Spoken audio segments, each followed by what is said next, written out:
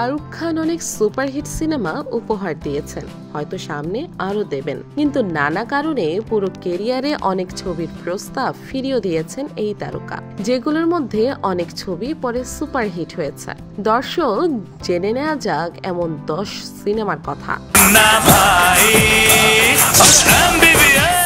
রাজকুমার হিরানির সিনেমাটি মুক্তির পর বক্স অফিসে ঝড় তোলে। কমেডির মোড়কে সামাজিক বার্তা দেওয়া সিনেমা, দর্শক সমালোচক সবাই গ্রহণ করেন। কিন্তু সিনেমায় মুন্না ভাইয়ের চরিত্রে শুরুতে প্রস্তাব গিয়েছিল শাহরুখের কাছে, কিন্তু ওই সময় তার একটি অস্ত্রোপচার হয়, তাই সিনেমাটি করতে পারেননি শাহরুখ।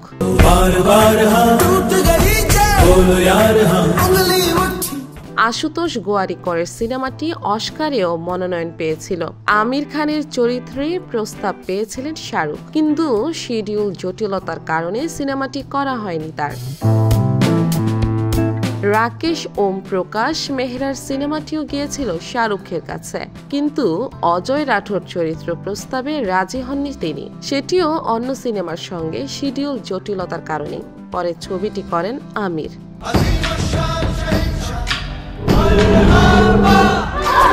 আশুতোষ গোয়ারিকর লোগানের পর আবার ভেবেছিলেন শাহরুখের কথা, এবার মোগল সম্রাট আকবরের চরিত্রে, কিন্তু যেই জায়গায় ছবিটি শুটিং হবে সেটা পছন্দ হয়নি শাহরুখের, তাই তার বদলে ঋত্বিককে নেওয়া হয়। শাহরুখ অবশ্য আশুতোষের সঙ্গে স্বদেশ ছবিতে কাজ করেন, কিন্তু সেই ছবিটি তেমন সাড়া ফেলতে পারেনি। যশরাজের স্পাই ফ্রাঞ্চাইজি দিয়ে হিটের দেখা পান সালমান, তবে টাইগার চরিত্রে পরিচালক প্রযোজক চেয়েছিলেন শাহরুখকে, কিন্তু শিডিউল জটিলতায় এই ছবিটিও করা হয়নি তার।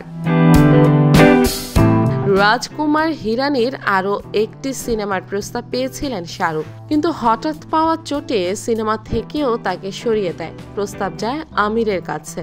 এরপর কি হয় সেটা তো দর্শক হিসেবে এতদিনে জেনেই গেছেন। চাঁদ সিতারে ফুল আর খুশবু ये तो सारे पुराने हैं।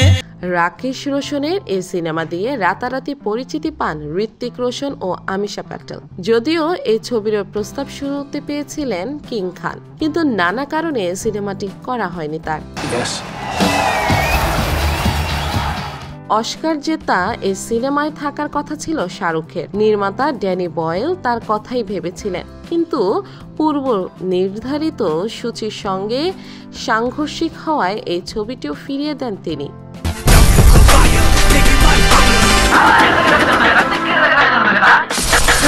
আলোচিত সিনেমাটির জন্য রজনীকান্ত প্রথম পছন্দ ছিলেন না।